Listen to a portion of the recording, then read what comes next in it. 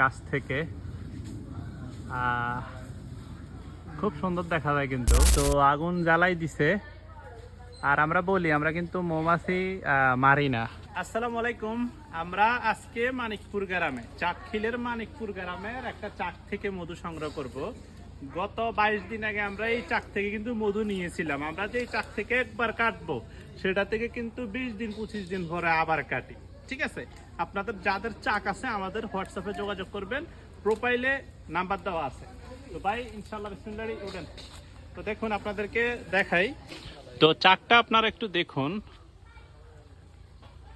এই যে চাকটা, এই চাক থেকে সূর্যের কারণে ভালোভাবে দেখা যাচ্ছে না। এই চাক থেকে আমরা এখন মধুটা নেব, দেখা যাক কতটুকু মধু হয়, আপনাদের সাথে শেয়ার করব। তো আমরা এই মধু ভেজাল নিয়ে একটু কথা কই। আমাদের ভাই কোনো লোভ নাই, আমাদের মধু যা হয় ওগুলি আমরা বিক্রি করি ভেজাল মুক্ত, এবং কোনো সন্দেহ নাই। আমগো অনেক প্রবাসী বাইরে আছে, আমগো থেকে নেয়, দেশের মানুষেরা আমগো থেকে নেয়।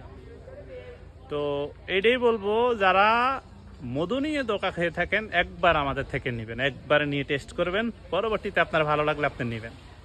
ঠিক আছে, তো সাথেই থাকুন, কতটুকু মধু হয় আপনাদের সাথে শেয়ার করব। তো আগুন জ্বালাই দিছে, আর আমরা বলি আমরা কিন্তু মৌমাছি মারি না। অনেকে আছে উল্টাপাল্টা লোক দিয়ে পাড়ায় মৌমাছিরে মাইরা ফেলায়। আমরা জাস্ট ধোঁয়া দিয়ে আমরা সরাই দিই। ঠিক আছে, ধোঁয়া দিয়ে আমরা সরাই দিয়ে আমরা যেই জায়গায় মধু থাকে ওই জায়গাটা নিয়ে নিই। আমরা মধু রাইখে আসি, যাতে ওরা আবার বাসা বাঁধতে পারে, যাতে এখান থেকে না যায়।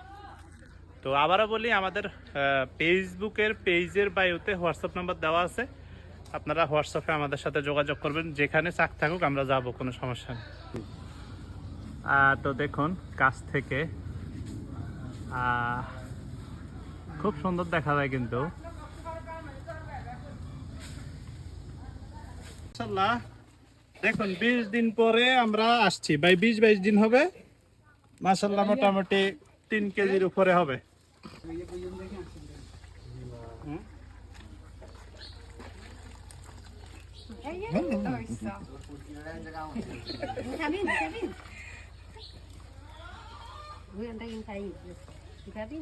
হালালের কারণ কি জানেন?